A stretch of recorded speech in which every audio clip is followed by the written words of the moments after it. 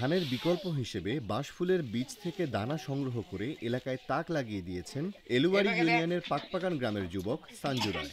এই দানা নিজের পরিবারের খাওয়ার পাশাপাশি বিক্রিও করছেন তিনি। ২৫ বছর বয়সী সাঞ্জু ওই গ্রামের কৃষক চিমল রায়ের ছেলে। ২০ এপ্রিল সাঞ্জু রায়ের বাড়িতে গিয়ে দেখা যায় বাড়ির পাশে বাঁশঝাড়ের বাঁশফুল থেকে ধান আকৃতির বীজ সংগ্রহ করছেন তিনি। সেই বীজ পানিতে ধুয়ে পরিষ্কার করে রোদে শুকাচ্ছেন। সেগুলো রোদে শুকিয়ে চালের মিলে ভাঙাবেন। বাড়ির উঠানে প্রস্তুতকৃত এমন কয়েকটি বীজের বস্তা রেখেছেন। কিছু দানা ভাঙিয়ে রেখেছেন, গ্রামের অনেকেই তা কিনে নিয়ে যাচ্ছেন।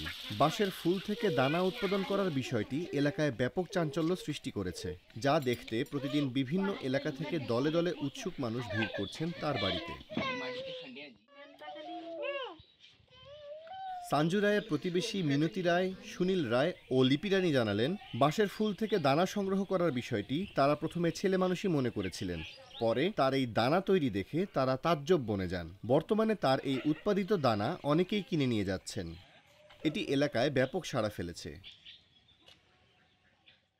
এই চাউলটা হলো বেড়ে বাঁশ থেকে তৈরি আর কি। মানে এটা প্রথমে আগে বাঁশে ঝরানো হয়েছে আর কি, বা কেকড়িতে ঝরার পর বাড়িতে আনে এটা ঝাড়ানো হয়েছে। হওয়ার পর ধোয়ানো হয়েছে আর কি, পুকুরে ধোয়ার পর রোদে নাড়ে দিতে হয়েছে।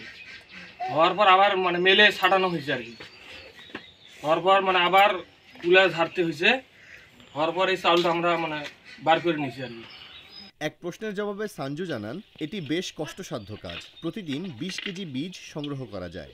এসব পরিষ্কার করে ভাঙিয়ে দানা করলে প্রচলিত ধানের সমপরিমাণ দানা হয়।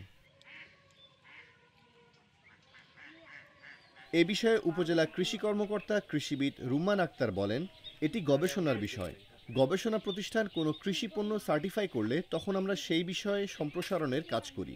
ধান গবেষণা ইনস্টিটিউট ব্রি এর আঞ্চলিক কার্যালয়ের রংপুরের প্রধান বৈজ্ঞানিক কর্মকর্তা ডক্টর রকিবুল হাসান আজকের পত্রিকাকে বলেন, বাঁশফুলের বীজ থেকে চাল উৎপাদন হয় এটা প্রথম জানলাম। দেশের কোথাও এমন ঘটনা শোনা যায়নি। এটি একটি বিরল ঘটনা। বিষয়টি নিয়ে আমরা শিগগিরই গবেষণার কাজ শুরু করব।